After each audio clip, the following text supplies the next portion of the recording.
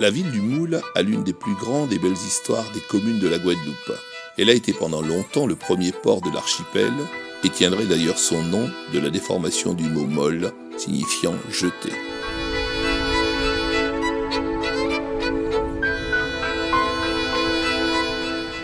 C'est surtout avec la colonisation française que va apparaître, se développer le moule.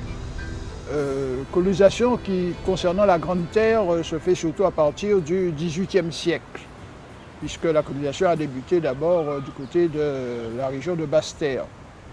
À partir du XVIIIe siècle, avec notamment l'importance prise par la culture de la canne à sucre, associée malheureusement évidemment à l'esclavage. Le moule va devenir un port assez fréquenté. Puis alors tout autour du moule, eh bien, il y a des habitations, c'est des exploitations, des habitations sucreries, c'est-à-dire on fait la culture de la canne et la fabrication du sucre.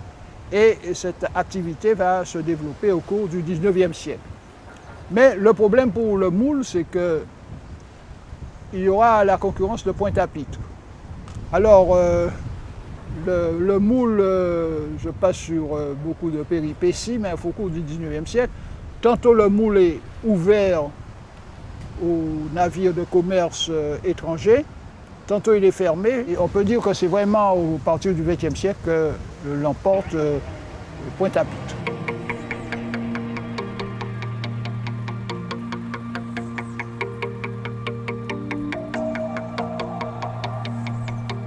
En 1952, c'est la grande modernisation au niveau de l'Europe de la politique sucrière. Et la politique du quota, du contingentement du sucre des DOM, et en particulier de la Guadeloupe, va générer un phénomène d'effondrement, d'accélération d'effondrement des anciennes plantations. Et donc, beaucoup de gens vont venir à ce moment-là, vont chercher, libérés qu'ils étaient de la plantation rurale, à venir se rapprocher des lieux qui leur paraissaient plus protecteurs. Donc, ils vont commencer à venir à proximité dans le sud de la vieille ville. Donc, petit à petit, on va assister des années 50 jusqu'aux années 60 un véritable phénomène de mitage des anciennes plantations. D'accord ? Et ce temps-là est intéressant parce que ce temps-là, on va voir émerger ce qu'on appelle ce que je peux appeler la sociologie de la mare. Car les gens vivent avec la mare, il n'y a pas d'eau. C'est à la mare qu'on va chercher l'eau. C'est ça qui s'est passé ici. L'eau, madame, pour tâcher de l'eau, pour nous en ma calebasse, d'eau pour boire. Et d'eau pour laver linge, nous décaler en ma vaso. Ou bien dans ma bonne. C'est des marques d'eau pour laver linge. Comme moi, toujours bricoler. En quelque sorte, on cabouette. Et moi, grand frère, moi, nous avons aller. On baril d'eau à nous aller.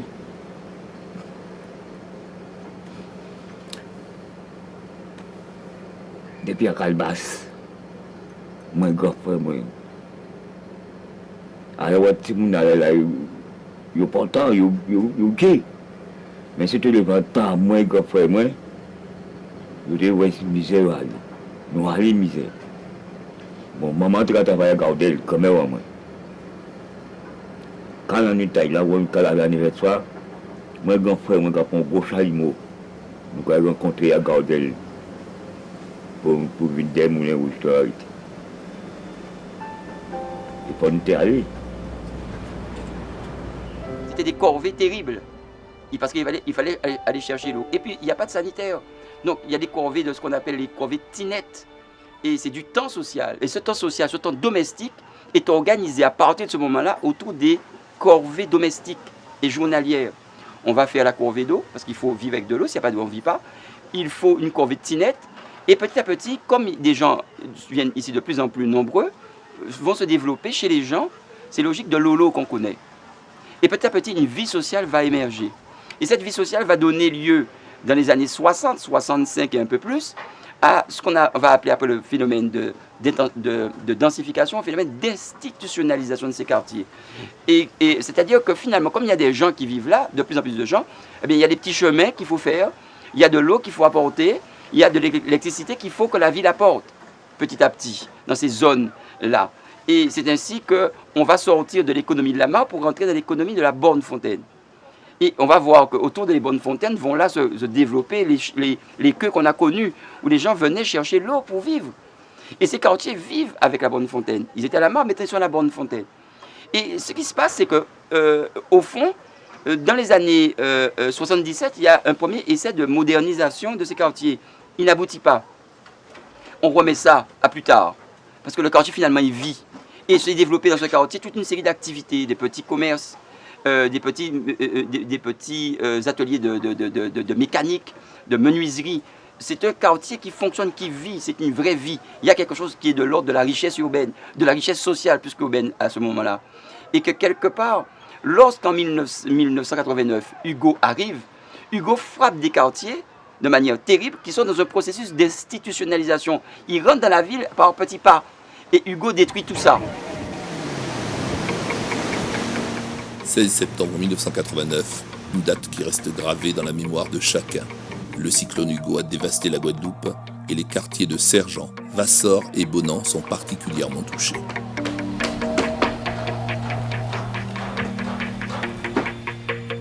En 1989, quand je suis venu avec l'équipe municipale des Amis voir ce quartier-là, comme d'autres quartiers, mais surtout ce quartier-là, c'était vraiment un quartier où on découvrait l'insalubrité, le manque d'hygiène et la misère d'ailleurs de cette population. Sensible à la détresse des gens qui habitaient là, sensible à l'insalubrité qui existait, sensible surtout et prenant vraiment conscience après le cyclone Hugo, j'ai dit que non, on ne peut plus laisser comme ça des gens vivre dans de telles situations. Et nous avons retroussé nos manches avec notre équipe, avec certaines personnes, pour pouvoir aller expliquer aux gens, à la population, à chaque individu habitant dans le quartier, quel était notre but, quel était le sens de notre démarche. Et la population, elle a adhéré. Si nous avons réussi là, c'est parce qu'il y avait un maire présent, avec une équipe, mais présent dans les quartiers, expliquant aux gens, expliquant aux personnes âgées, parce que c'était beaucoup de gens âgés qui habitaient dans le quartier, leur expliquer comment ils deviendront propriétaires, comment ils pourront acheter leur terrain, comment ils pourront faire aussi l'amélioration de l'habitat, parce que nous avons compris qu'il ne fallait pas tout raser, mais qu'il fallait faire la mixité de cette population. Ça va? Non, c'est ça que je disais. Voilà un LES, bien rénové, tout joli. Tes parents ont fait du bon travail. Ça me fait plaisir. L'enjeu est de taille. Gabriel Louis Carabin et son équipe mesurent l'ampleur de la tâche. Dans ces quartiers, la vie a tissé une histoire. La gestion du facteur humain sera délicate. De plus, cette opération sera longue et coûteuse. Alors, le pêcheur de paloude et de château. Hein? Voilà, et puis voilà, elle a fait son petit jardin ménager. Regarde. Elle a fait ses patates, ses citrons. Ça va? Bien, et toi? Ça va bien. Ça va? Et tu as vu le quartier, comment il est beau? Oh ben oui, au Moule, tout est beau. Hein. Tout est beau. Il ne faut pas mentir. Hein. Il ne faut pas mentir. Ouais.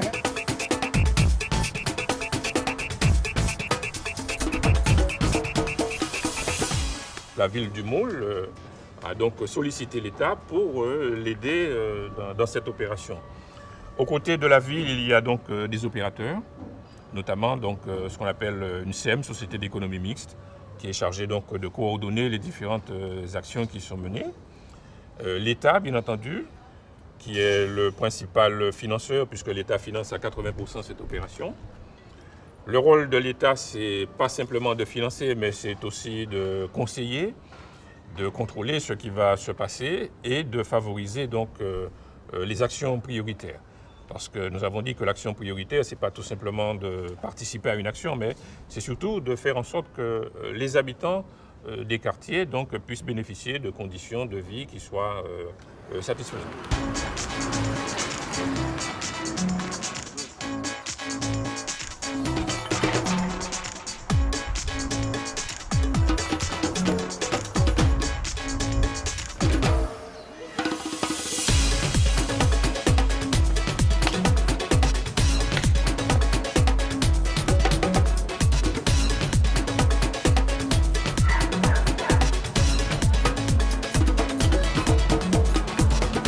Cette procédure avait comme enjeu fondamental de faire ville à Bonin-Vassor-Sergent. C'est-à-dire de faire pousser la ville en reconstruisant ces quartiers, ne pas simplement réhabiliter l'existant, mais de faire la ville à Bonin-Vassor-Sergent. C'était l'enjeu fondamental. Mais alors, comment faire ville à Bonin-Vassor-Sergent? Ça a été ça. Comment faire ville? Comment créer un nouveau récit de la ville du Moule sans exclure toute cette histoire sociale, toute cette histoire, toute cette culture qui avait été portée par des bourreaux aux portes de la ville, pour faire effectivement quelque chose qui relève plus, non pas de la ville avec ses lignes droites, la ville, comme on dit en grand français, la ville haussmannienne. Non, il fallait simplement essayer de amener la ville tout en tenant compte de l'identité de ces quartiers. Car dans ces quartiers, il s'est développé une culture de proximité et de solidarité qu'il est fondamental de préserver pour éviter la disparition du lien social. C'est le projet urbain de la ville qui a été mis en œuvre avec une volonté très ferme, notamment sur Sergent, de faire de la rénovation urbaine et non plus de l'opération de résorption habitat insalubre stricto sensu. Comme vous pouvez le voir sur Bonin-Vassor, où on a fait vraiment de la démolition et de la reconstruction en logements locatifs sociaux. L'idée pour Sergent, c'était de faire passer à l'État le message qu'il fallait faire de la rénovation urbaine, il fallait construire un morceau de ville. Et en fait, la ville du Moule, dans le cadre des comités de pilotage, a été force de proposition pour proposer notamment des programmes mixtes de logement. On a eu des logements sociaux, du LES, comme vous pouvez le voir en cours en système LACOU. Il y a eu des LLS. Il y a eu le boulevard, la remise en état du boulevard Levasseur, qui a fait du lien avec la ville. Et toutes ces opérations ont fait du quartier de Sergent de la rénovation urbaine.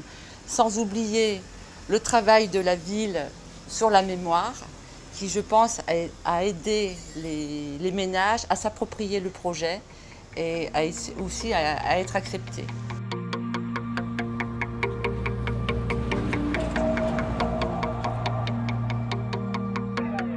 Pendant une année, nous avons effectivement sillonné les quartiers, entendu les populations, enquêté, actualisé un peu les caractéristiques du quartier, sociodémographiques, économiques, d'infrastructures aussi. Je veux dire qu'il y a eu des ingénieurs qui ont travaillé, des urbanistes qui ont retravaillé, je dirais, le projet de réaménagement du quartier. Voilà, pendant une année, en concertation avec ces populations à travers les réunions publiques.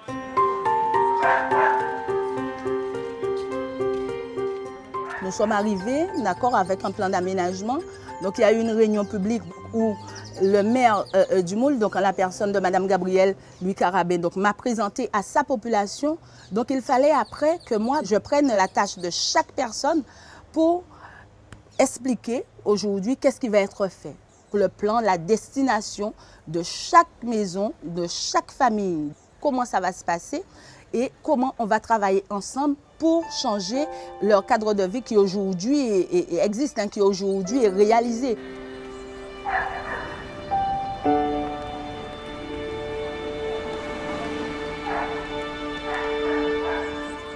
L'opération nous a été proposée par la ville du Moule, la SEM-Samar. Madame le maire, il y a une réunion qui s'est déroulée dans une école à Ritidjira. Et à partir de là, les opérations ont commencé. On nous a proposé des maisons individuelles plus ou moins jumelées. J'ai dit oui tout de suite. Pourquoi? Parce que c'est pas évident de rester, de vivre avec ses parents. La chambre elle est petite et tout. Les enfants vivaient dans ma chambre à moi, avec mes frères et sœurs. Il y a un adage qui je vous dis en créole que des filles ne crapent pas à vivre en même tout là. Et c'est une phrase qu'elle me disait tout le temps. Moi, je voulais mon intimité et je ne regrette pas. J'ai attendu. Et voilà, aujourd'hui, je suis très contente. Mais franchement, je suis heureuse. Voilà.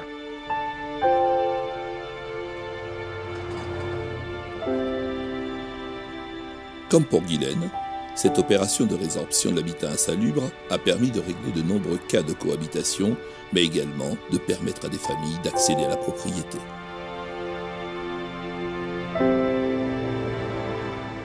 On était arrêté plus bas, on était dans une case entre Dieu et Moutet, mais comme après Go et tout ça, case là, j'ai abîmé et on a eu projet d'acheter terrain. Moi, c'était projet d'acheter terrain.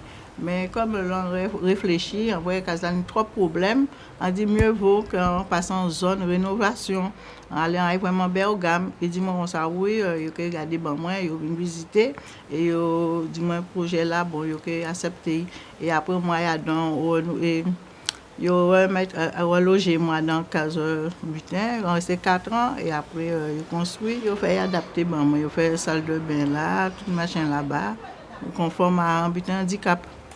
On ça parce que je me comment handicapé, on passe ça va après sans que une chaise roulante, tout ça que mieux vaut faire moi en cas d'adapter à handicap là.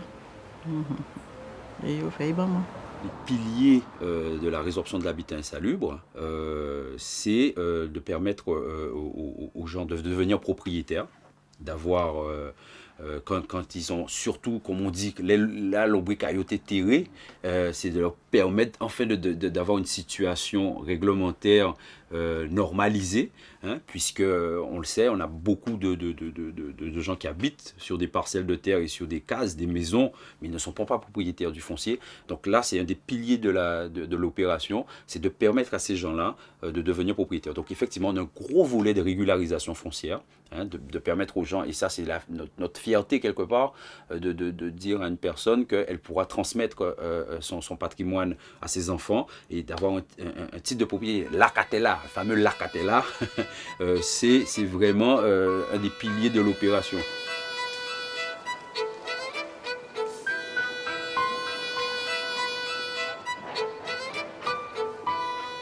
C'était la commune qui était responsable. Alors, moi, j'ai fait case là, moi, j'ai demandé, mais là, en autorisation, moi, j'ai fait case là. Il dit, moi, feuille en bois, pas de ciment. Alors, mais il faut faire en propreté. Même si dit feuille en bois, il faut faire en propreté, parce que là, on fait 2 chambres, en cuisine, toute longueur à case là, et en cuisine là, comme on tenait un petit monde, il faut en séparer, cuisine là, moi, j'ai fait une petite chambre bâtiment en moi. À l'époque, j'ai au moins à peu près 30 à 35 ans. La commune, on est avec la Sainte-Samao, ils prennent des décisions à eux. La Sainte-Samao passe de nous, qui gens nous voulaient vivre là. Tout le monde voulait acheter des portions de terre à eux. Même pas de possibilité pour te vendre. Chaque monde portion de terre à eux, parce qu'il faut te loger beaucoup de monde. Alors, c'est après pour 25 à 30 cases, ils ont laissé. Cases content moi.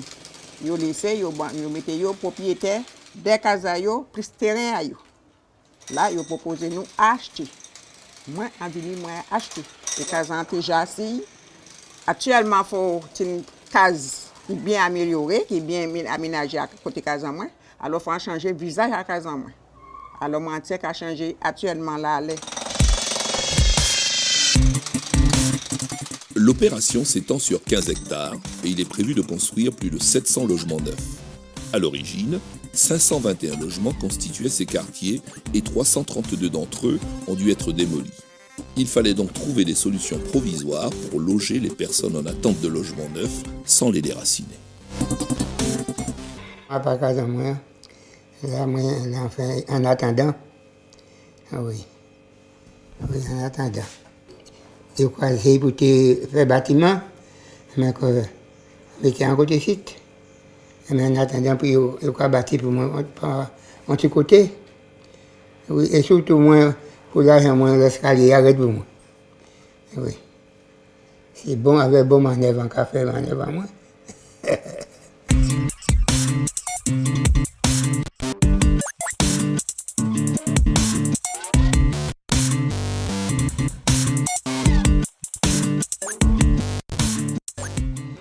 Pour l'instant, nous sommes à la phase 5, je disais, tranche 5. Donc un certain nombre de tranches ont déjà été liquidées, des logements ont déjà été livrés. Il y a des gens qui habitent et qui sont contents donc, de l'amélioration qui a été apportée dans le quartier. Des activités également, des commerces, ces choses-là se sont installées.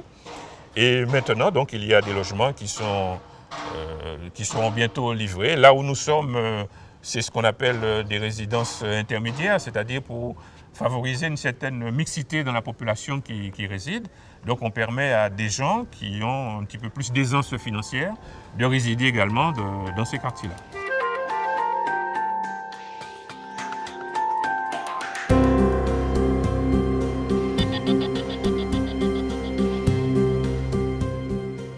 On est vraiment sur du logement locatif social, donc des gens à très bas revenus, avec comme voisins des gens avec des revenus beaucoup plus importants, qui sont propriétaires de logements, entre guillemets, de standing, et ils sont à 5 mètres l'un vers l'autre, ils sont voisins.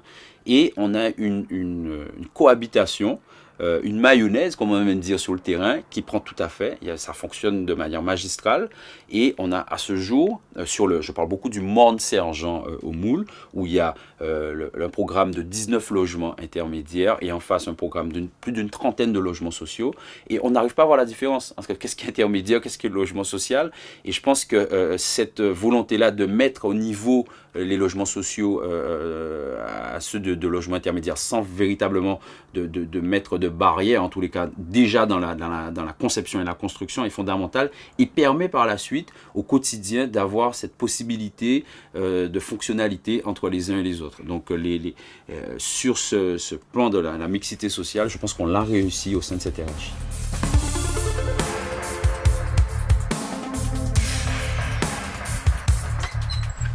J'avais plein d'amis dans ce quartier, et puis qui sont de tous les niveaux, qui se trouvent dans toutes les administrations ou ailleurs. Et pour moi, ça ne m'a posé aucun problème d'acquérir un logement dans les conditions de mixité sociale. On parle beaucoup de délinquance, mais on a mis les gens ensemble où il n'y avait pas de sons différents, où on disait toujours les mêmes choses, on parlait des mêmes petites choses, on jouait aux billes ensemble, on faisait les mêmes petits larcins ensemble. Et bien on a grandi, et bien qu'est-ce qu'on va faire? Si on ne travaille pas, et bien on va faire les mêmes gros larcins ensemble. Et puis ça va vers ce qu'on appelle aujourd'hui la délinquance. Et bien c'est ceux qui savent faire depuis tout petit, et bien ils le font quand ils sont grands. Et bien c'est parce qu'on les a mis ensemble. Il y a eu personne qui apportait un message nouveau, qui donnait une orientation nouvelle, de façon à ce que le groupe évolue vers une activité plus saine et plus juste, disons. À ce jour, l'opération est en phase d'achèvement, le pari de la municipalité est gagné et l'État est particulièrement satisfait de la conduite de ce projet. C'est une opération qui coûte environ 16 millions d'euros. L'État a déjà engagé 14 millions d'euros sur cette opération. Et la tranche 5, je disais, qui est bientôt terminée, eh bien, a déjà été financée à plus de 85%. Donc cela veut dire que l'État est résolument engagé aux côtés de la municipalité et des autres intervenants, les collectivités, de façon à favoriser, à permettre donc une réalisation complète dans l'intérêt donc des personnes de ce quartier. Nous, État, on s'est souvent appuyé sur la ville du Moule et sur le projet de RHI, notamment sur Sergent, pour le faire visiter, pour le montrer en exemple à la rénovation urbaine. La Martinique aussi est venue visiter cette RHI pour savoir qu'une RHI, ce n'est pas forcément que de la démolition dure, ce qu'on appelle le hard, et que quelque part, en mettant le soft, ça permettait d'avoir l'adhésion des populations.